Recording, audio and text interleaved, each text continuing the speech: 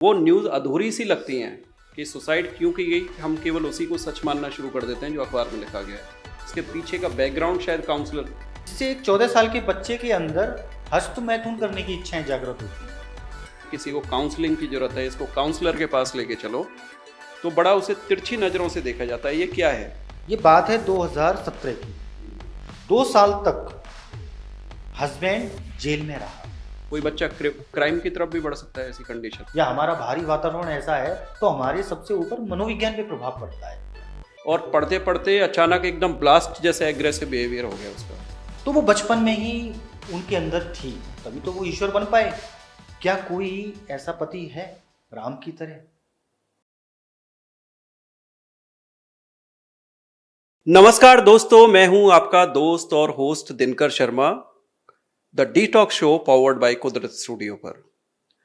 आप सब लोग अखबार पढ़ते होंगे, न्यूज़ देखते होंगे, वीडियोस देखते होंगे सोशल मीडिया पर। क्या आपको ऐसा नहीं लगता कि हमें स्कूल के बच्चों के जैसे टीचर्स होते हैं, उसी तरह से हमारी सोसाइटी के लोगों को भी, समाज के लोगों को भी शिक्षकों और टीचर्स की आवश्यकता पड़ रही है? हमारे साथ हैं श्री पवन रावत, जो लॉयर हैं, साइकोलॉजिस्ट हैं, काउंसलर हैं। नमस्कार पवन जी। किस फॉर्म में अपने आप को कंफर्टेबल पाते हैं? आप लॉयर हैं, काउंसलर हैं, साइकोलॉजिस्ट हैं, एक टीचर हैं, एक सोशल वर्कर भी हैं। आपको कहाँ कंफर्ट महसूस होता है? देखिए, कंफर्ट महसूस करने वाली बात जब आती है तो शुरू में बहुत ज़्यादा स्ट्रगल थे। अच्छा। क्योंकि जब आप किसी चीज़ को बनाने की कोशिश करते हैं तो उसमें आपका एक अनुभव काम करता है। अगर मैं अपने किसी प्रोफाइल को सेट करूं जिसमें मैं कंफर्ट हूं, तो वो इसलिए मैं आपको अगर बता पाऊं तो इसमें काउंसलिंग सबसे ज़्यादा महत्वपूर्ण चीज़ है। Find you comfortable as a counsellor. और ये ऐसा नहीं है कि ये मेरे हिसाब से मेरे लिए कंफर्ट है। अच्छा। ये उन लोगों के लिए और ज़्यादा कंफर्ट है जो पीड़ित हैं, जो परेशान हैं, जो समस्याओं में हैं। मान करके चलिए, जब मैं वकालत के पेशे में आया तो उस समय देश के हालात कुछ ऐसे थे न्यायिक प्रक्रिया को लेकर के, जिसमें कि न्याय मिलने में बहुत ज़्यादा देरी हो रही थी। और ये पहले भी था और अभी भी जारी है। Delayed justice. जी। तो एक सही समय पर जब हमारे पास कोई समस्या लेकर के आता था तो हमें ऐसा लगता था कि इसको पहले मेंटल पीस की ज़रूरत है।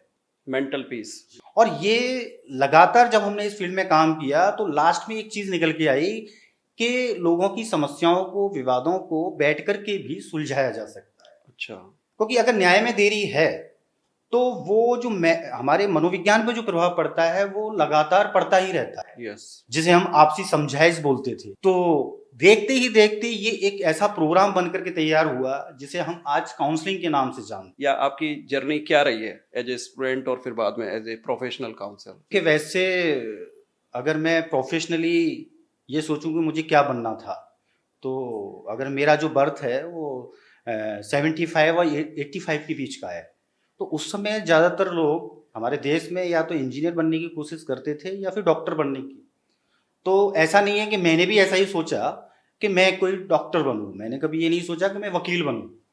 और ऐसे आंकड़े भी हैं जिसमें हमारे यहाँ देश में एक वकील बनना एक वैकल्पिक होता था। वैकल्पिक, ऑप्शनल। ऑप्शनल। जब कुछ नहीं है तो आप लॉ कर सकते हैं।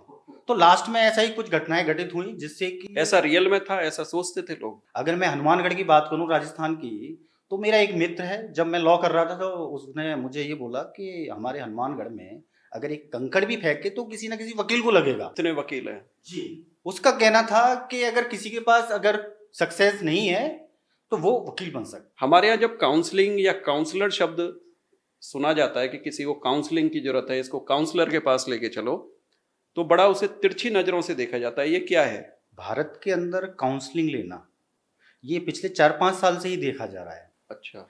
अगर आप किसी उच्च पद पे हैं या आप कोई बड़ी हैसियत रखते हैं और आपके घर में कोई विवाद चल रहा है या शादी की समस्याएं चल रही हैं या बच्चे की परवरिश को लेकर के कोई समस्या आ रही है या आपका बच्चा किशोरावस्था में है और वो गलत संगत में है, तो शायद ही हमारे पास इन चीज़ों से निपटने के लिए ऐसी कोई शिक्षा पद्धति नहीं है, कोई scientific method, tools and techniques. जी हाँ।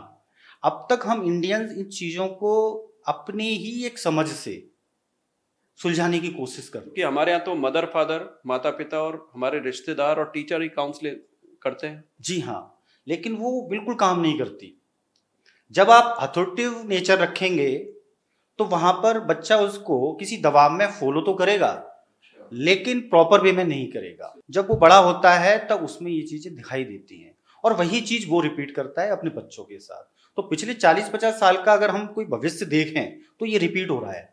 मतलब कि 50 सालों में कोई संभावनाएं नहीं बनी, क्योंकि हमारे यहाँ समस्या का जो समाधान है उसको सुलझाने का जो पैटर्न है वो कुछ अलग है। अभी कोई घटना हो रही है तो उसको अभी दबा दें, बाद में देखेंगे। क्योर पूरा नहीं हो पा रहा। इग्नोरेंस, इग्नोरेंस, क्योंकि आपके पास सुलझाने का ऐसी समझ नहीं है, आपने इसके लिए कोई आपके पास अनुभव नहीं है। क्योंकि अगर आपकी शादी है तो ये आपका पहला अनुभव है और ये आखिरी भी हो सकता है, तो ये धीरे धीरे आप सीख सकते हैं। अगर कोई एजुकेशन होती, कोई मार्गदर्शन होता तो शायद लोग इसको बहुत प्रॉपर वे में कर पाते।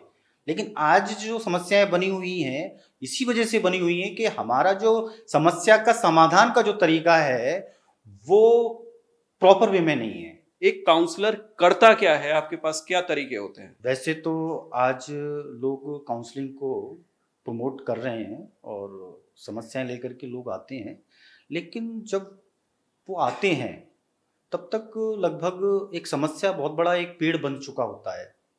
जैसे कि शादी के शुरुआती दिनों में अगर कोई समस्या आ रही है तो वो सबसे सही समय होता है काउंसलिंग का, लेकिन आज ज़्यादातर लोग तलाक जैसी स्थिति होती है तब वो काउंसलिंग के लिए आ रहे हैं। अब बात ये आती है कि हम किस तरीके से एक काउंसलर समस्या को सुलझाता है। तो इसमें सबसे पहला स्किल जो होता है कि सुनना। जी हाँ, एक अच्छा काउंसलर बनने के लिए अगर हमने लॉ की है तो वो हमारे लिए मददगार साबित हो। गुड लिसनर होना चाहिए। तो जब तक आप समस्या को सुनेंगे नहीं और तब तक तो उसका समाधान भी नहीं निकल सकता। तो इसमें सबसे पहली चीज है समस्या को सुनना, जिसमें कि अपने क्लाइंट की भावनाओं को, उसके बचपन के कोई आघात हैं उसको, या उसके जीवन में कैसे लोगों की संगत रही उसको, उसका सोशल, इमोशनल, फिजिकल एनवायरनमेंट की बाहरी स्थितियां कैसी रही, उसके पारिवारिक ढांचा कैसा था, वो जिस परिवेश में रहता था उसका क्या प्रभाव पड़ा, उसका भावनात्मक परिपक्वता उसके अंदर है या नहीं है। ये चीजें जो हैं वो लगातार आप जब समस्याओं के साथ काम करते हैं या आपने कोई ऐसी एजुकेशन ले रखी है जैसे कि साइकोलॉजी विषय अगर आपने पढ़ा है, क्योंकि साइकोलॉजी विषय एक ऐसा है जिसमें आप व्यवहार को समझना सीखते हैं, इमोशंस को जानना समझते हैं और उनका प्रबंधन। तो जब लगातार आप काम करते हैं और एक अनुभव होने के बाद 1 या 2 सेशन में ही समस्या का हल निकल जाता है। समस्या का हल निकलने का मतलब यह है कि समस्या की जो रूट कॉज हैं सब पे लागू है कि 1 या 2 सेशन में आप सब पर लागू है। हर तरह की प्रॉब्लम, चाहे किसी भी प्रकार की, चाहे करियर काउंसलिंग हो, चाहे एजुकेशन काउंसलिंग हो, या मैरिज काउंसलिंग हो, या कपल काउंसलिंग हो, या फैमिली काउंसलिंग हो, किसी भी रूप में हर किसी को पहले सुनना।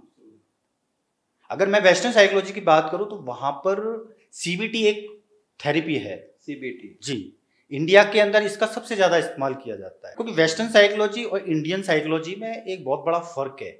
काउंसलर्स हैं या साइकोलॉजिस्ट हैं वो वेस्टर्न साइकोलॉजी पढ़ करके इंडियंस के साथ डील कर रहे हैं। अच्छा, क्योंकि वेस्टर्न साइकोलॉजी और इंडियन साइकोलॉजी में एक बहुत बड़ा अंतर है। जैसे कि वेस्टर्न साइकोलॉजी जो है वो सेल्फ ईगो पर काम करती है, सेल्फ ईगो जी। और इंडियन ह्यूमन साइकोलॉजी की अगर मैं बात करूं तो इसमें 3 चीजें आती हैं: शरीर, मन, आत्मा और समाज। ये सब चीजों को जोड़ करके चलने वाली इंटीग्रेटेड अप्रोच है एक तरह का। इसको समझना इसलिए जरूरी है कि हमारे जो संस्कार हैं वो हमें हमारे जन्म से ही मिलते हैं। अगर हम वेस्टर्न साइकोलॉजी का इस्तेमाल करेंगे तो वो वहां पर फिट नहीं बैठती, खास करके समस्याओं के समाधान, जिसमें एक बच्चे का या एक छात्र का या किशोरावस्था का जो विकास है, खास करके मानसिक विकास, जो हमारी संस्कृति, जो जिसे हम सनातन संस्कृति कहते हैं, जो एक जीवन शैली पे आधारित है, उस पे आधारित होता है। तो कहने का मतलब ये है कि ये थोड़ा सा दुर्भाग्यपूर्ण है कि हमारे देश में जो काउंसलर्स हैं या जो साइकोलॉजिस्ट हैं वो इंडियन ह्यूमन साइकोलॉजी को नहीं समझ पा रहे हैं या उनको नहीं पढ़ाया गया, क्योंकि इस विषय पर इंडिया के अंदर अभी तक ना तो कोई शोध हुए हैं। क्योंकि वेस्टर्न थिंकर्स की जो साइकोलॉजिकल डेफिनेशंस हैं, उनकी जो थ्योरी है वही पढ़ाई जा रही है। जी बिल्कुल। अच्छा। इंडियन ह्यूमन साइकोलॉजी के बारे में मैं काफ़ी छात्रों के साथ उठता हूँ, बैठता हूँ, सेशंस होते हैं, इंटर्नशिप प्रोग्राम होते हैं। हमारा 6 महीने का जो एक इंटर्नशिप प्रोग्राम है उसमें हमने इंडियन ह्यूमन साइकोलॉजी को रखा है, क्योंकि कहीं ना कहीं से तो उनको इसको सीखना ही पड़ेगा, नहीं तो वो इंडियंस के साथ डील नहीं कर पाएंगे। अगर मैं वेस्टर्न साइकोलॉजी के हिसाब से अगर आप किसी को डील करते हैं तो वहाँ पर खुशी को आधार माना गया है, व्यक्तिगत खुशी को।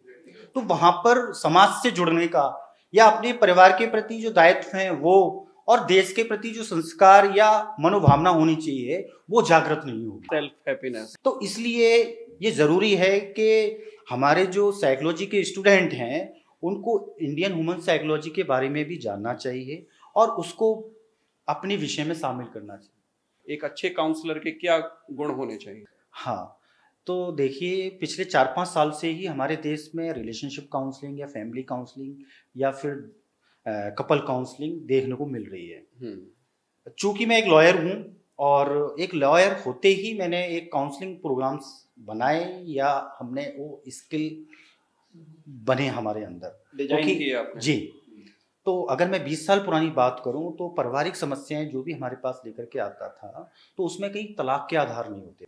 अच्छा। तलाक के आधार क्यों नहीं होते थे? क्योंकि उनके बीच की जो समस्याएं होती थी वो तलाक का आधार बनती ही नहीं थी। अगर मैं तलाक के आधार की बात करूं तो ऐसे 4-5 ऐसे आधार हैं जिन पर ही कोई व्यक्ति ये सोच सकता है कि ये तलाक लिया जा सकता है। जैसे कि अमूमन सभी जानते हैं कि हमारे देश में जो विवाह है वो एक संस्कार है। इसके अलावा अपनी ज़रूरतों को व्यवस्थित तरीके से पूरा करना।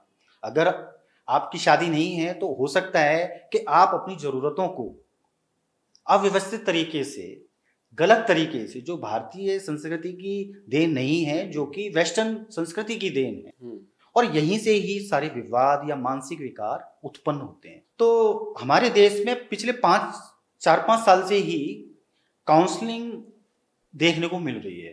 तो हम अंदाजा कैसे लगाएं कि एक सफल या एक सक्सेस या एक अच्छा काउंसलर आपको कैसे मिले, क्योंकि काउंसलिंग के बारे में लोग अभी अवेयर नहीं है। हमारे देश में अगर किसी को कोई मदद चाहिए होती है तो हो सकता है कि संतों के पास जाए, बाबाओं के पास जाए, आध्यात्मिक समाधान ढूंढने के लिए। आध्यात्मिक जो हमारे सदगुरु हैं उनके पास जाएं। काउंसलिंग की अगर मैं बात कर रहा हूँ तो मैं बार बार यही कह रहा हूँ कि हमारे देश में भी 4 या 5 साल से ही हमारे देश में काउंसलिंग देखने को मिल रही है, अच्छे स्तर पे। लेकिन दुर्भाग्य से ये है कि अभी कोई भी इसमें कोई कानूनी प्रावधान नहीं है। अभी शायद 2 साल पहले इन्होंने साइकोलॉजी एसोसिएशन जो है उन्होंने अभी साइकोलॉजी काउंसलिंग को रखा है पहली बार।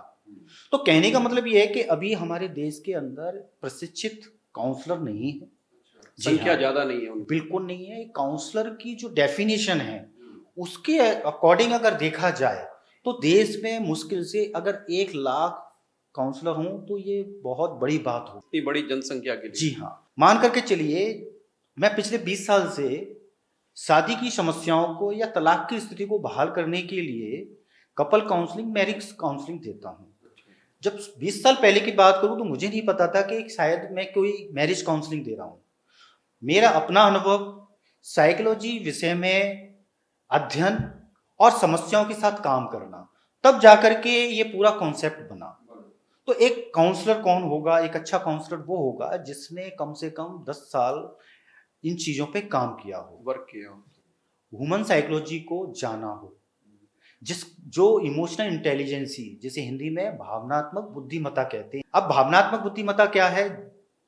सबसे बड़ी जो हमारे देश के अंदर जो समस्याएं आप देख रहे हैं वो भावनात्मक बुद्धिमत्ता की कमी की वजह से है। इमोशनल इंटेलिजेंसी, भावनात्मक बुद्धिमत्ता का मतलब है अपने इमोशंस को जानना, उनको पहचानना और उनको प्रबंधित करना, मैनेज करना।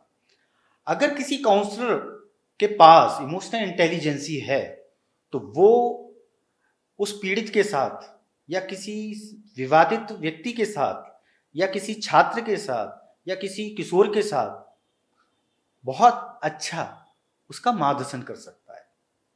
क्योंकि जो इमोशनल इंटेलिजेंस होते हैं वो अपनी भावनाओं को तो समझते हैं, वो दूसरों की भावनाओं को भी उसकी जड़ों तक पहुंच करके समझते हैं और उनको मैनेज करने में उनकी मदद करते हैं। तो इमोशनल इंटेलिजेंसी एक एजुकेशन है। हमने इस पे पिछले कई सालों से इसकी अवेयरनेस पे काम किया और अभी शायद हमारे राजस्थान में हमारे सीएम साहब हैं, उन्होंने इसको एक मैंडेटरी एजुकेशन में शामिल किया है। हमारा एक प्रोग्राम भी है जिसमें कि बच्चों के अंदर भावनात्मक बुद्धिमत्ता कैसे विकसित की जाए ताकि बचपन से ही वो रिश्ते और परिवार और खुद की भावनाओं को समझ पाए। बच्चों में पहले एग्रेसिव बिहेवियर एडोलेसेंट स्टेज में दिखता था, लेकिन अब वो बहुत छोटी स्टेज में भी एग्रेसिव बिहेवियर देखा जा रहा है, अचानक ही एग्रेसिव हो जाना। यहाँ काउंसलर की जरूरत, यहाँ आपका एक्सपीरियंस क्या है? ये वैसे कॉमन है अग्रेसिव बिहेवियर, क्योंकि एक इंसान सब तरह के जानवरों से मिलकर के बना है। इंसान के अंदर कुत्ते जैसी भी भावनाएं होती हैं, वो भौंकता भी है, गुस्सा भी करता है, काटता भी है और कोयल की तरह बोलता भी है। हाँ, दोनों शेड्स उसमें दिख रहे हैं। लेकिन ईश्वर ने इंसान को एक इंटेलिजेंसी दी जो जानवरों को, मतलब एक इंसान तभी बन पाया है जब उसके पास ईश्वर ने एक इंटेलिजेंसी दी जिसे हम विवेक कहते हैं। विजडम। और जैसा कि मैंने पहले आपको बताया कि इंडियन ह्यूमन साइकोलॉजी में शरीर, मन, आत्मा और समाज को रखा गया, एक विस्तृत पर्सपेक्टिव है ये। तो आपने देखा होगा कि एक विवेक को पाने के लिए हमारे पास जाने कितनी ग्रंथ हैं, चाहे श्रीमद् भगवद गीता हो, पुराण हो।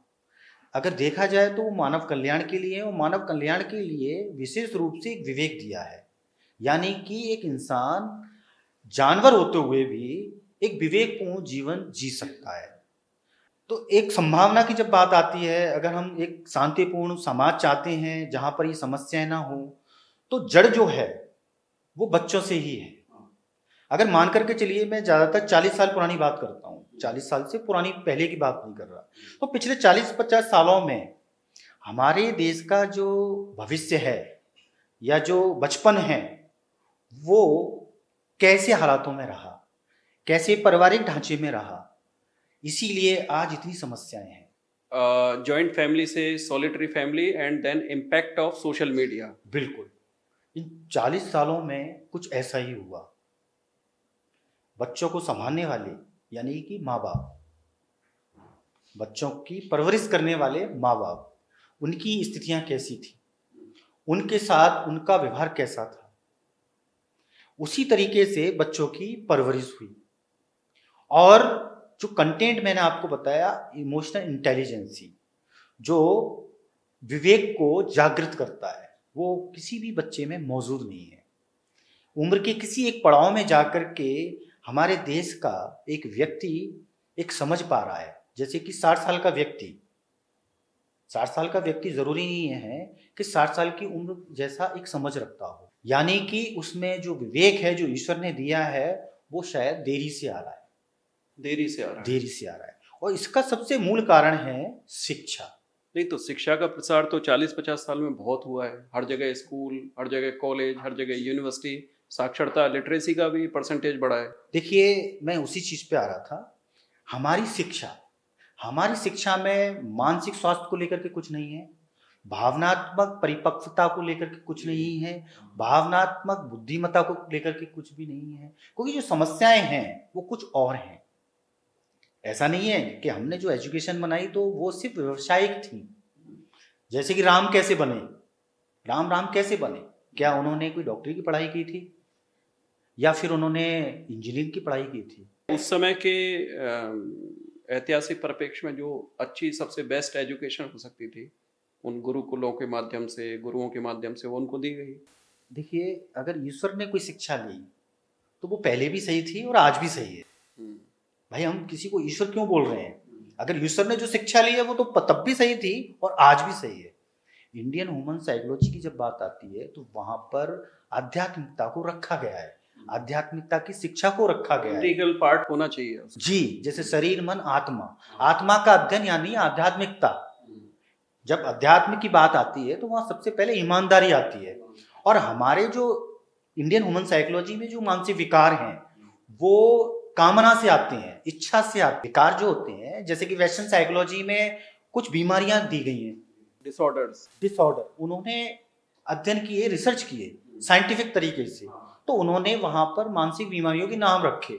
जब जीनोम की स्टडी होने लगी तो बहुत सारे syndrome, down syndrome, Edward syndrome, genetic diseases, mental disease, ये डिस्कवर होने लगे। तो उनका एक अलग तरह का सोचने का तरीका है। क्योंकि वहाँ जो आप शब्द बोल रहे हैं आध्यात्म वगैरह, वो अपनी स्टडी में शायद मेरे को नहीं लगता कि वो शामिल करते होंगे। बिल्कुल नहीं। वेस्टर्न साइकोलॉजी में मेडिटेशन, ध्यान, थोड़ा बहुत ध्यान दिया गया था क्योंकि वो ओशो के समय प्रचारित किया गया था। और इंडियन ह्यूमन साइकोलॉजी में जो ट्रीटमेंट का तरीका है आध्यात्मिक शिक्षा के आधार पर ही है, जिसमें ध्यान, योग, चिंतन, सारी चीजें हमें बचपन से उनको सिखानी पड़ेंगी। लेकिन बात ये आती है कि सिखाने वाले कौन हैं। ये है बात। तो देश की जो असल समस्या है कि समस्या तो समझ में आ रही है कि क्या समस्या चल रही है, लेकिन प्रशिक्षक नहीं है। इस विषय पर कोई काम नहीं हुआ। राम के समय, कृष्ण के समय पे जो शिक्षा थी वो आज मौजूद नहीं है। हालांकि पिछले 10-15 सालों से अध्यात्म, भारतीय संस्कृति या सनातन संस्कृति को बढ़ावा मिल रहा है। इसके कुछ प्रभाव हमें आसपास दिखाई भी दे रहे हैं। अगर सभी मिलकर के इस ओर ध्यान दें, ध्यान देने से मेरा मतलब है कि जैसे जैसे हमारे देश में वेस्टर्न संस्कृति का विस्तार हुआ है वो एक सबसे बड़ा कारण है। जैसे कि जब बच्चे रिश्ते में आते हैं तो उनको एक गर्लफ्रेंड चाहिए होती है जो एक्ट्रेस की तरह हो। अब जो आप कह रहे थे कि वेस्टर्न साइकोलॉजी में सेल्फ का ट्रीटमेंट किया जाता है, जी। तो अगर सांस्कृतिक प्रसार भी होगा पश्चिम का, तो वो सेल्फ भी हमारे अंदर। बिल्कुल। इसको मैं आपसे शेयर करना चाहूँगा कि मेरे एक क्लाइंट मेरे पास आए और उन्होंने पहले कभी कहीं कोई काउंसलिंग ली थी। तो उन्होंने बताया कि मेरा पुराना अनुभव अच्छा नहीं रहा किसी काउंसलर के साथ, कि जब मैं मेरे पत्नी के सेशंस हुए तो उसके अंदर एक बहुत बड़ा बदलाव देखने को मिला। वो सुबह सिर्फ अपने आप पे ध्यान देती थी, अपना वर्कआउट करने लगी जो कि पहले नहीं करती थी, खुद की हैप्पीनेस के लिए जीने लगी। उसको अपने पति से कोई मतलब नहीं, सास ससुर से कोई मतलब नहीं। तो ये जो चीज़ उन्होंने मुझसे शेयर की, ये वेस्टर्न साइकोलॉजी का इफेक्ट था। बस ये है कि अपने से मतलब रखिए, सेल्फ हैप्पीनेस। बिल्कुल। हाँ, ये बहुत देखने को मिल रहा है अभी। ये काउंसलिंग का ही असर है। जैसे मार्गदर्शक होंगे वैसा ही असर सामने वाले के ऊपर होगा। इसीलिए अगर मान करके चलिए मैं आपका धन्यवाद करूं तो मैं इसलिए धन्यवाद करूंगा कि मैं कुछ चीज़ें जो 20 साल में अनुभव की हैं और इस समय जो मैं अनुभव कर रहा हूं उससे गलत चीज़ें हो रही हैं। जैसे हमारे देश में पैसा कमाने के लिए एजुकेशन ली जाती है। अगर आप विज्ञान का विषय सबसे ज़्यादा छात्र लेते हैं, हर कोई डॉक्टर बनना चाहता है, लेकिन ये सब हो चुका है। सब लोग अवेयर हो चुके हैं कि पैसा कुछ भी नहीं है, लास्ट में मेंटल पीस चाहिए होता है। इसी ग्राफ के ऊपर जाके फिर एक ग्राफ का पॉइंट आता है। या मैं इस बात को ऐसे कह सकता हूँ कि जो चीज़ हम 60 साल की उम्र में कर रहे हैं वो हमें बचपन से ही करनी चाहिए। जैसे अध्यात्म की तरफ हम 40-50 साल के बाद जाते हैं। अध्यात्म का मतलब कोई साधु सन्यासी हो जाना, उसको हमारी डेली लाइफ का हिस्सा मानने में आज भी संकोच होता है। इसके पीछे हमारे देश में बहुत से कारण रहे हैं और हम वेस्टर्न संस्कृति में फंस गए, या जैसे मुगलों का राज रहा तो थोड़ा वो संस्कृति आ गई। इसके बहुत सारे कारण हैं जो हम डीपली अगर हम बात करें। क्या आप किसी बच्चे का कोई एग्जाम्पल बता सकते हैं कि कोई बच्चा आपके पास आया हो और फिर आपने वो ट्रीट किया हो? देखिए, एक एग्जाम्पल है मेरे पास। एक नीट का स्टूडेंट मेरे पास आया। नीट की प्रिपरेशन पिछले कई सालों से हम लोग उन छात्रों के साथ काम कर रहे हैं जो नीट की तैयारी कर रहे हैं। जब कोई बच्चा घर से बाहर पढ़ने के लिए आता है तो वो एक आज़ादी फील करता है, क्योंकि हमारे यहाँ की जो पेरेंटिंग है उसमें अथॉरिटिव नेचर है, अथॉरिटी, आदेश देना है, क्योंकि ये राम राज्य से आया। हर पिता राम जैसा बच्चा, बेटा चाहता है, आदेश का पालन करे, आदेश का पालन करे। लेकिन हमारे माता पिता ये भी भूल गए कि कृष्ण भी आए थे। अगर कृष्ण और राम की बात करें तो उनमें थोड़ा सा अंतर है। जो नियमों को ब्रेक भी करते थे। तो जो लास्ट में आया उसका प्रभाव भी बहुत ज्यादा था। अब पिता पहले आए तो राम का प्रभाव रहा, बेटे बाद में पैदा हुए तो कृष्ण का प्रभाव रहा, हमारे आसपास की स्थितियों का भी प्रभाव रहा। कहने का मतलब यह है कि जब बच्चा अपने परिवार से दूर पढ़ने के लिए जाता है तो पहली चीज़ तो उसके ऊपर एक दबाव सा जो होता है उससे हट जाता है वो। और जो इच्छाएं उसकी होती हैं भावनात्मक या फिर किसी भी तरह की हो सकती है। जो उसने दबाया हुआ है, तो जब वो घर से बाहर जाएगा तो अगर उसका लक्ष्य निर्धारित है और वो सीरियस है, मैं उन बच्चों की बात कर रहा हूँ जो अपने लक्ष्य से इधर उधर हो जाते हैं, जो काउंसलिंग के लिए आते हैं, जो सुसाइड कर लेते हैं। वो रियल एग्जाम्पल ही पूछ रहा जी, था मैं आपसे। तो उस बच्चे के साथ ये था कि जब वो घर से बाहर आया तो जब पढ़ने के लिए आया था तो वो पूरी दुनिया के साथ संपर्क में आया, जिसमें सबसे बड़ा संपर्क होता है अपोजिट सेक्स की तरफ, यस। जिससे एक 14 साल के बच्चे के अंदर हस्तमैथुन करने की इच्छाएं जागृत होती हैं और वो बच्चा दिन में 4 बार हस्तमैथुन करता था। और हस्तमैथुन करने का कारण ये होता है सबसे बड़ा कि उसका दिमाग कहाँ पर काम कर रहा है, किन चीज़ों में वो लिप्त है।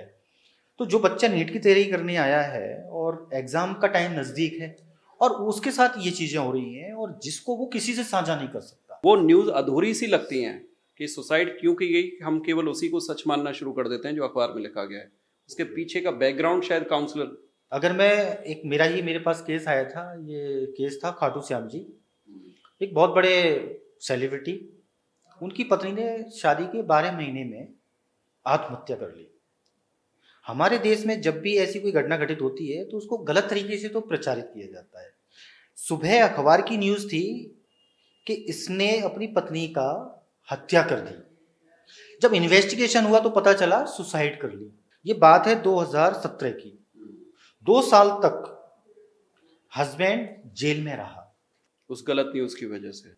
गलत न्यूज़, इन्वेस्टिगेशन और हमारी न्यायिक प्रक्रिया की वजह से। तो सुसाइड के बारे में एक मनोवैज्ञानिक अपनी ओपिनियन दे सकता है। अगर उस बच्चे के पास कोई बात करने के लिए अनुभवी काउंसलर हो, यस, बात सुन ले उसकी पूरी। सुन ले, सुनने के बाद अगर उसके कारणों तक अगर वो पहुंचता है तो उसको एक अच्छा समाधान दे सकता है।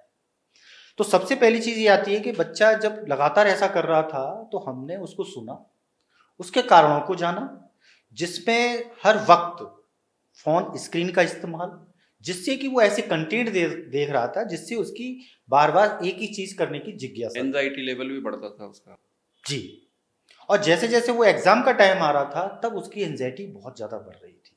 अगर मान लीजिए ऐसी स्थिति में अगर उसको कोई भावनात्मक समर्थन मिलता है, किसी काउंसलर का साथ मिलता है, तो वो उसकी अच्छे से मदद कर सकता है। तो आपने जब उसकी काउंसलिंग की तब क्या रिजल्ट निकला? तो देखिए, जो चीजें वो कर रहा था अगर वो लगातार कर रहा है तो हम पहले उसको मना नहीं करते।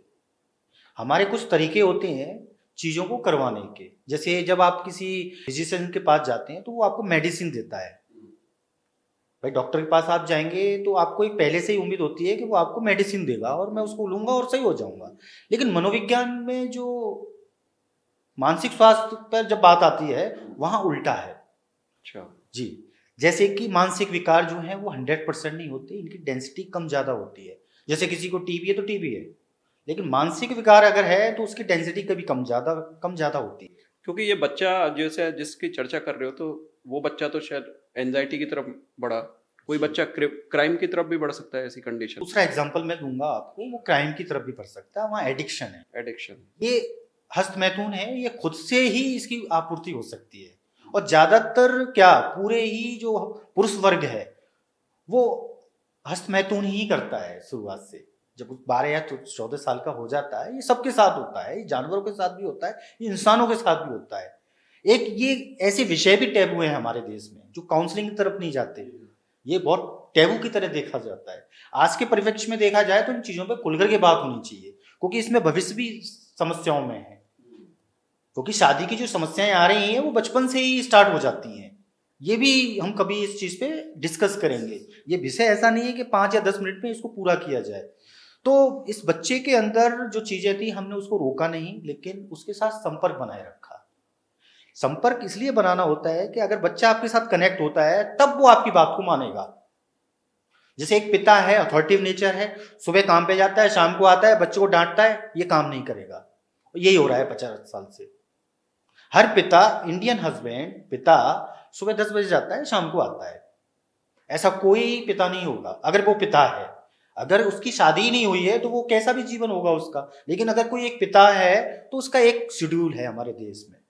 सुबह जागता है, पूजा पाठ करता है, नौकरी पे जाता है, शाम को आता है, फ्रस्ट्रेट होता है, पत्नी पे गुस्सा निकालता है, पत्नी अपने बच्चे पे गुस्सा निकालती है।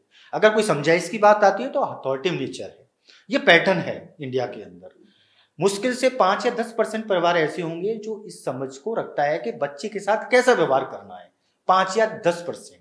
जैसे मैं स्पिरिचुअलिटी की बात कर रहा था, तो पूरे वर्ल्ड में मुश्किल से 5 या 10 लोग आध्यात्मिक होंगे और वो दुनिया से कहीं दूर होंगे, वो आपके आसपास नहीं होंगे। वो ऐसे दिखते भी नहीं है, ना कोई ऐसा चमत्कार दिखाते हैं, ना ऐसे कोई।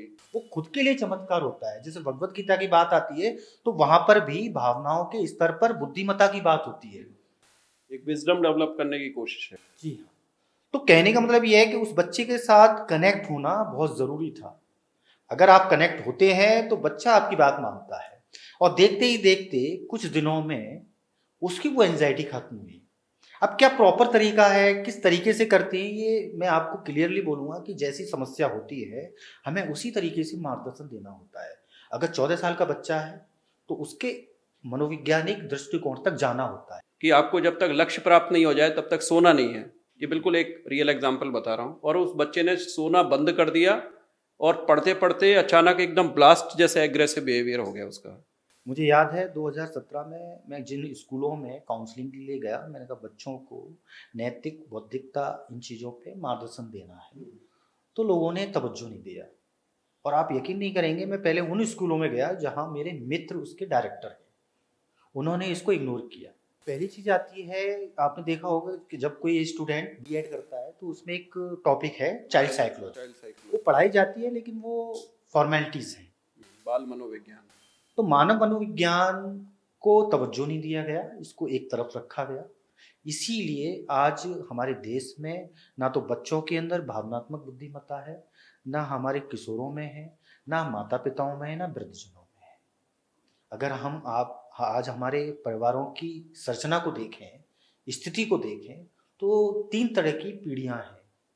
3 तरह की। 3 तरह की, जिसमें जो बीच वाली जो पीढ़ी है, जैसे मान लीजिए अगर कोई 40 से 50 का है तो उसके परिवार में 3 तरह की पीढ़ियां होंगी, तो ऊपर वाली और ऐसे नीचे वाली। इसमें जो बीच वाली जो पीढ़ी है वो सैंडविच पीढ़ी है, वो दोनों तरफ से, लेकिन उसको अनुभव है क्योंकि वो बीच की पीढ़ी है, लेकिन उसको डील करना नहीं आ रहा है। अगर ये नीट का स्टूडेंट चाहता तो अपने पिता से बात कर सकता था। हाँ। जैसे एक लड़की बेटी होती है, जब उसके पीरियड्स स्टार्ट होते हैं तो वो अपनी माँ से बात नहीं कर पाती। हमारे अंदर इन चीज़ों को टैबू की तरह देखा जाता है। अगर हम मनोविज्ञान की बात करें तो एक लड़की को जब पीरियड्स आते हैं तो 7 दिन तक उसका मनोवैज्ञानिक असंतुलन होता है। एक नॉर्मल प्रोसेस है। हाँ, लेकिन नॉर्मल है, लेकिन इससे बहुत सारी पारिवारिक समस्याएं, शादी की समस्याएं भी आती हैं, जिन चीज़ों को समझना जरूरी है, जिस पे कि हम आगे बात करेंगे। ऐसे ही बच्चों के साथ भी हार्मोनल चेंज होते हैं, मनोवैज्ञानिक परिवर्तन होते हैं। तो इन चीज़ों को ना पिता जानता है ना बच्चे जानते हैं। तो जो सैंडविच पीढ़ी की बात कर रहा हूँ वो चीज़ों को समझ रहा है लेकिन उसको डील करना नहीं आ रहा। तो अगर वो नीट का स्टूडेंट अपने पिता से अगर ऐसे बात करे तो शायद उसे किसी की जरूरत ही ना पड़े। पिता एक फ्रेंड की तरह उससे। बिल्कुल। अब इसी चीज को लाने के लिए हमने 6 महीने का एक प्रोग्राम स्टार्ट किया है, जो पिता के लिए भी हो सकता है, दोस्तों के लिए भी हो सकता है, अगर आप एम्प्लॉय हैं उनके लिए भी हो सकता है, या कि आप किसी कंपनी के मालिक हैं उनके लिए भी हो सकता है, क्योंकि हर जगह पे हमें सोशलाइज तो होना ही होता है। वर्क कल्चर को भी उस तरह से अडेप्ट। जैसे मैंने इंडियन ह्यूमन साइकोलॉजी के बारे में आपको बताया कि शरीर, मन, आत्मा, समाज, मतलब एक इंसान जो है इन चारों चीजों को जोड़ करके ही चलेगा। आप अकेले जीवन नहीं जी सकते।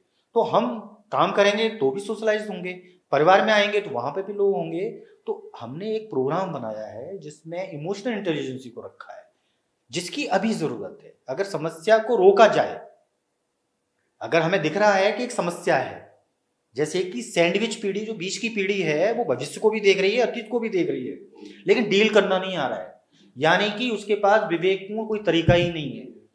सोच जरूर है अपने पिता को साथ में लेके चलने का, अपनी माँ को साथ में लेके चलने का, अपने बच्चों का ध्यान रखने का, अपनी पत्नी की आवश्यकताओं को पूरा करने का, सब कुछ उसको पता है। ये एक पारिवारिक संघर्ष है, उसको सब पता है, लेकिन डीलिंग करना नहीं आ रहा। क्योंकि ये एजुकेशन उसके पास नहीं है। हमारा जो 20 साल का अनुभव है वो इसी बात का है कि कैसे हम अपने आसपास के माहौल को शांतिपूर्ण बनाएं, जिसमें परिवार भी आ जाता है, बाहर की दुनिया भी आ जाती है। तो जिस विजडम की हम बात कर रहे थे, विवेक की बात कर रहे थे, उसका काम यही है कि व्यक्तिगत खुशी और अपने आसपास की खुशी, जो वेस्टर्न साइकोलॉजी में नहीं है, वहां व्यक्तिगत खुशी है। तो असली जो विवेकपूर्ण चीजें हैं या विजडम जो है वो यही है कि खुद के साथ कैसे खुश रहा जाए और दूसरों को कैसे खुश रखा जाए। हमें ग्लोबल वर्ल्ड में जी रहे हैं, हम केवल इंडियन कंसेप्ट को महत्व दें और उसको नहीं दें, या उसको ज्यादा महत्व दें इंडियन को, तो एक इम्बैलेंस क्रिएट हो जाएगा। एक चीज को चुनना पड़ेगा, शरीर, मन, आत्मा और फिर समाज। ये 4 चीजों की इंडियन ह्यूमन साइकोलॉजी की मैं बात कर रहा हूँ। आत्मा सिर्फ एक चीज को मानती है, सच, और जो झूठ है वो हम इंसानों ने बनाया। किसी देश की संस्कृति ऐसे ही नहीं बनती। हमारे देश की जो संस्कृति बनी है हमारे पूर्वजों की देन है, पश्चिमी संस्कृति उनके पूर्वजों की देन है। जब आप खीर खाते हो तो ये हमारी संस्कृति है, आप नूडल्स खाते हो तो वहां की संस्कृति है। अब वहां का फूड यहाँ खाओगे तो शरीर अजीब सा हो जाएगा। आपने देखा होगा कि हमारे घरों में जो सब्जियां बनती हैं उनकी रेसिपी एक ही तरीके की है, उसमें 2-3 चीजें जरूर होगी। अगर आप चाइनीज फूड डाल खाओगे तो उसमें भी कुछ चीजें नेसेसरी हैं, नहीं तभी उसमें वो फ्लेवर आएगा, लेकिन वो तो चाइनीज के लिए है। अगर इंडियंस खाएंगे तो बीमारी होगी। मतलब आप कह रहे हैं कि एक इंडियन मैटर का इलाज विदेश की दवाई से हो रहा है। इंडियन ह्यूमन साइकोलॉजी में एक इंसान हॉलिस्टिक होता है, समग्र होता है, एक पूरी इकाई है जो खुद को संभाल सकता है। आपने देखा होगा ना कि एक उम्र के बाद हमारे अंदर आत्मबोध आता है। किसी में 20 साल की उम्र में आ सकता है, किसी के 30 की में, किसी की में 60 की में, किसी में 80 में, और किसी में कभी भी नहीं आता। तो उसी हिसाब से गति होती है। फिर हम चाहते हैं कि एक सही समय पर आत्मबोध हो। एक सही समय क्या होगा? किशोरावस्था। ह्यूमन लाइफ की सबसे गोल्डन स्टेज है किशोरावस्था। इंपॉर्टेंट जी, अगर हमें फ्यूचर बदलना है तो हमें इस पे काम करना पड़ेगा। और अगर हमें ऐसा ही फ्यूचर बनाना है जैसे हमारे पिता थे, भाई अगर पिता थे तो उनसे आगे बढ़ करके क्या होगा? क्योंकि एक बच्चे का जो परिवेश है वो परिवार में ही होता है। परिवार में होगा तो माता पिता होंगे तो वही संस्कार उसके अंदर आएंगे, या बाहर की दुनिया में जब बच्चा जाएगा तो वहां से वो चीजें आएंगी। तो अगर समस्या का समाधान नहीं निकल रहा है तो अभी समस्या को रोका जा सकता है। जिसके लिए आप शब्द यूज कर रहे हैं, couple counselling, marriage counselling, pre marriage counselling, post marriage counselling, क्योंकि ये भी एक बहुत बड़ा। प्रेम को अलग अलग तरीके से लोग परिभाषित कर रहे हैं। आपने सोशल मीडिया पे भी देखा होगा, प्रेम ये है, प्रेम वो है। अगर मैं ह्यूमन साइकोलॉजी की बात करूं तो 4 तरह की आवश्यकताएं होती हैं। भावनात्मक जरूरतें, शारीरिक जरूरतें, आर्थिक जरूरतें और सामाजिक जरूरतें। में भावनात्मक जरूरतें और शारीरिक जरूरतें आज हमारे देश के अंदर प्रेम संबंधों में देखने को मिलती है। अगर किसी की कोई भावनात्मक जरूरतें पूरी नहीं करता तो वो रिश्ता आगे नहीं चलता। अगर कोई किसी की शारीरिक जरूरतें पूरी नहीं करता तो वो रिश्ता नहीं चलता, या उसके कुछ अलग परिणाम देखने को मिलते हैं। जैसे कि पिछले 2 साल से जो घटनाएं घटित हो रही हैं, आपने देखा होगा कि अपने पति को मार देना। मैं बात कर रहा हूँ प्री मैरिज काउंसलिंग की, जो आजकल ट्रेंडिंग में है। देखिए, किसी भी तरीके का काउंसलिंग, जो मैंने पहले भी आपको बताया, किसी भी तरीके की काउंसलिंग है, पहले है सुनना। जी, अगर कोई व्यक्ति शादी को लेकर के कोई फोबिया है तो पहले वो बताएगा कि क्या कारण है, यानी कि समस्या भी वही बताता है, सॉल्यूशन भी वही बताता है। इसलिए सुनना महत्वपूर्ण है। तो किसी भी तरह के हमारे पास जो समस्याएं लेकर के आते हैं, कैसा भी क्लाइंट होता है, उसको पहले सुनना, चाहे वो कपल्स हो, कोई एडल्ट हो, या किशोर हो, या फिर माँ बाप। नेक्स्ट है सॉल्यूशन। हमारा जो सॉल्यूशन है वो इंडियन ह्यूमन साइकोलॉजी के अकॉर्डिंग है। हम स्पिरिचुअल अप्रोच यूज करते हैं, स्पिरिचुअल अप्रोच, और इसके साथ साथ मनोवैज्ञानिक दृष्टिकोण। स्पिरिचुअल अप्रोच में क्या कहते हैं? आप कोई बुक पढ़ी है? देखिए, इसके पीछे हमारी सनातन संस्कृति है, श्रीमद् भगवद गीता, जिसमें कि श्री कृष्ण ने कलयुग को ध्यान में रखते हुए अपना मार्गदर्शन दिया। हमारा आधार जो है श्रीमद् भगवद गीता है, काउंसलिंग का आधार। हम उसी को ही आधार बना करके लोगों का मार्गदर्शन करते हैं, चाहे वो बच्चा हो, चाहे वो किशोर हो, चाहे फिर वो माँ बाप हो या वृद्ध हो। क्योंकि रूट कॉज जो हमारे अंदर है वो इंडियंस के हैं, आज भी हमारे अंदर वो चीज़ें मौजूद हैं। उसका कारण ये है कि हमारी जो सोच है वो किसी ना किसी चीज़ों से गहराई के साथ जुड़ी हुई है। जैसे कि जब भी कोई समस्या आती है तो भगवान का नाम हम सबसे पहले लेते हैं, या फिर हमारे जो ग्रंथ हैं उनका इस्तेमाल करते हैं। तो उसी में से ही हमने श्रीमद् भगवद गीता को चुना। उसी के आधार पर हम चीज़ों को, हमारी जो समस्याएं सामने लेकर के आते हैं उस हिसाब से करते हैं। इसमें कोई सटीक एक फॉर्मूला नहीं है, इसमें है मन का विज्ञान, मन के अंदर क्या चल रहा है। फॉर्मूला लिखा, उसकी प्रॉब्लम उसमें डाली, कोई ऐसा कुछ एक विजडम जागृत हो, आत्मबोध हो, या इंसान अपने आप को समझ पाए कि मैं क्या हूं, यानी कि उसकी जो समस्या है उसको सही रूप में देखना। हो सकता है कि जो मेरे पास लोग आते हैं वो अपनी समस्या के प्रति जागरूक नहीं है। जब अगर वो अपनी समस्या के प्रति जागरूक नहीं होगा तो समाधान भी वो गलत निकालेगा। इसमें आपकी जिम्मेदारी बढ़ जाएगी। हमारी जिम्मेदारी बनती है उसको उसके बारे में साक्षात्कार कराना। अगर मैं हमारे इंडियन ह्यूमन साइकोलॉजी की मैं बात कर रहा हूँ तो वहां पर है आत्म साक्षात्कार। अगर वो नहीं बता पा रहा है कोई भी गर्ल या बॉय अपने बारे में ठीक से, फिर आप क्या टेक्निक यूज करते हैं? देखिए, जब तक वो कनेक्ट नहीं होगा तब तक सॉल्यूशन निकालना बेवकूफ़ी। आपके आसपास के लोगों से बात करते हैं या उसका कुछ रिटर्न देखते हैं? इंडिया की में इंडियंस के साथ डील करना बहुत ज़्यादा चैलेंजिंग है, क्योंकि हर इंसान हमारे यहाँ बटा हुआ है।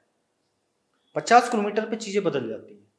आज अगर मैं जयपुर में हूँ, अगर आप 50 किलोमीटर आगे जाएंगे तो खाना पीना, पहनावा, रीति रिवाज, कस्टम सब कुछ बदल जाता है, बोलने का तरीका बदल जाता है।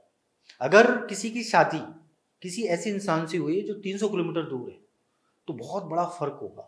अगर समझ है, क्योंकि हर समस्या का जो समाधान है लास्ट वो है समझ, उसके आगे कुछ भी नहीं है। और ये एजुकेशन नहीं है, लास्ट में जैसे किसी चीज को हम बोलते हैं कंप्रोमाइज कर लो, कुछ नहीं हो रहा है तो कंप्रोमाइज कर लो, ये लास्ट एक समझ है। जब सॉल्यूशन नहीं है तो एक समझ है, ना मैं छोटा ना आप छोटे, सॉल्यूशन, ताकि भविष्य आगे बढ़े। तो कहने का मतलब ये है कि जब देश विभिन्नताओं में है तो समस्याएं भी उतनी है, समस्याओं की विभिन्नता है। तो ये सब चीजें मिलकर के इतनी सारी समस्याएं आज देश के अंदर हैं जो हम सोशल मीडिया के थ्रू अवेयर हो रहे हैं।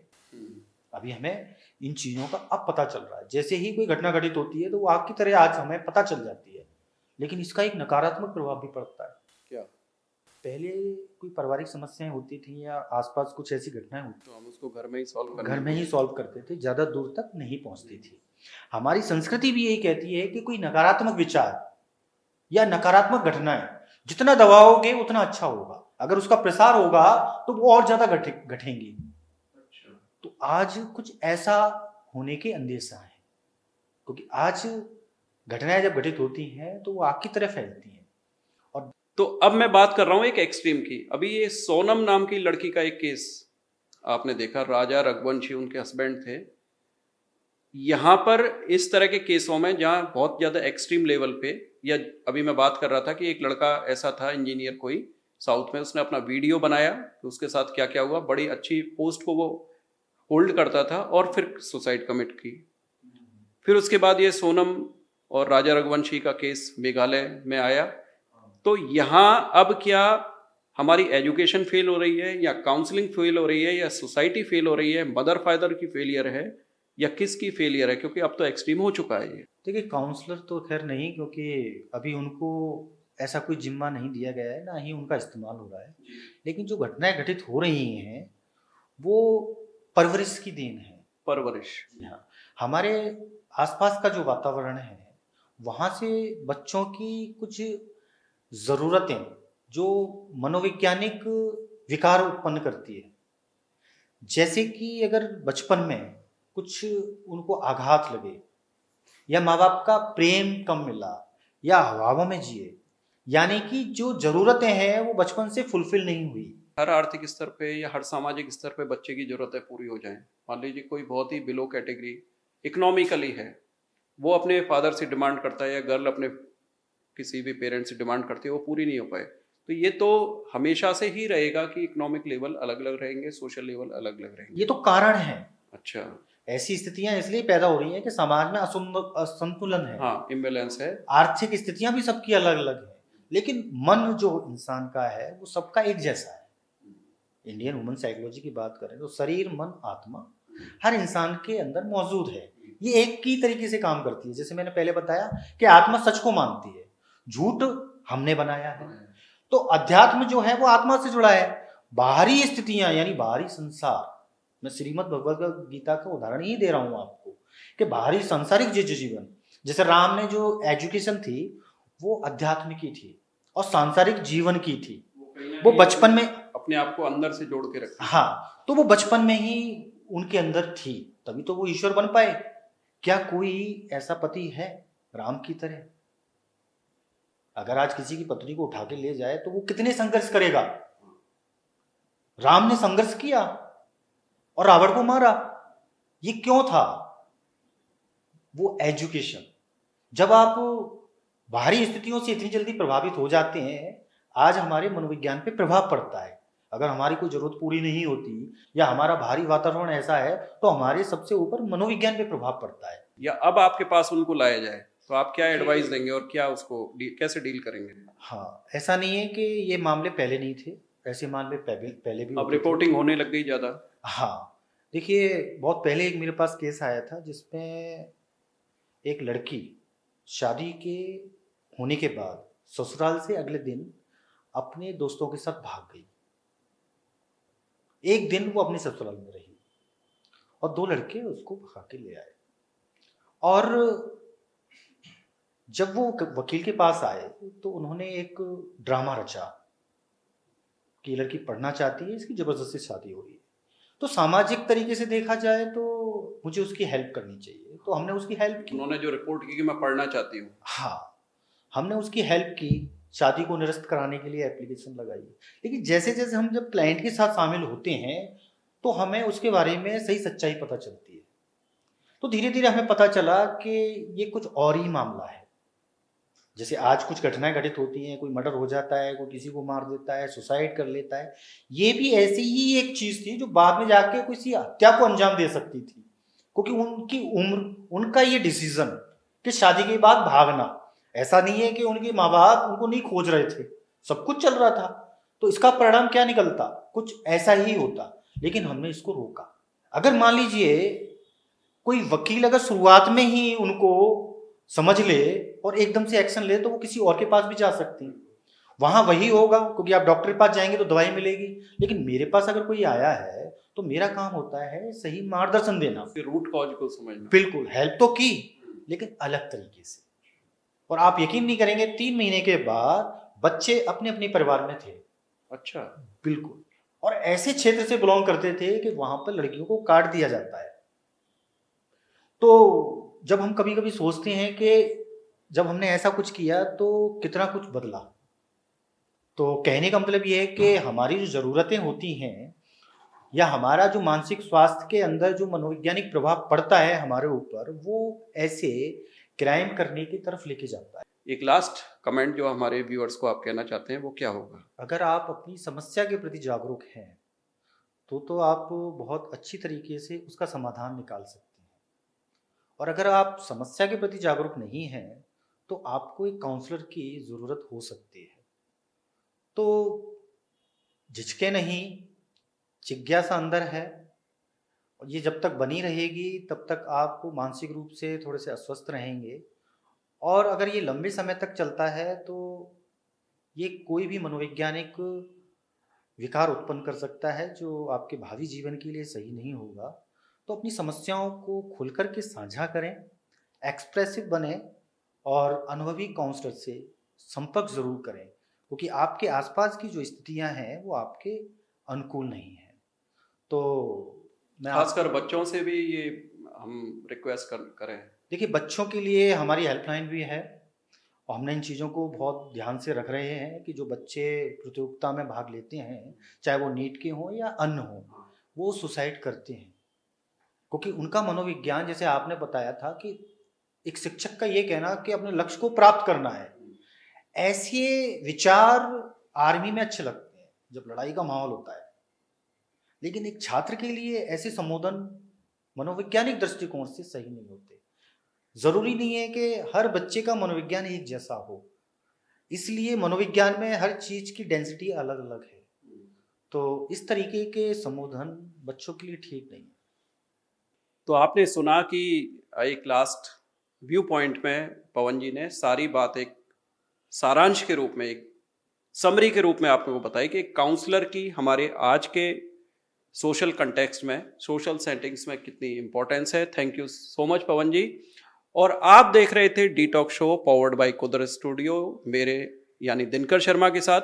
हर वेडनेसडे को हम सब मिलते हैं एकेडमिक और इंटेलेक्चुअल पॉडकास्ट के साथ। So stay tuned for the next podcast. और आपके लाइक और सब्सक्राइब के जरिए आप अपना प्यार हम तक भेजते रहिए और अपना बहुत अच्छे से ख्याल रखिए। धन्यवाद। Thank you.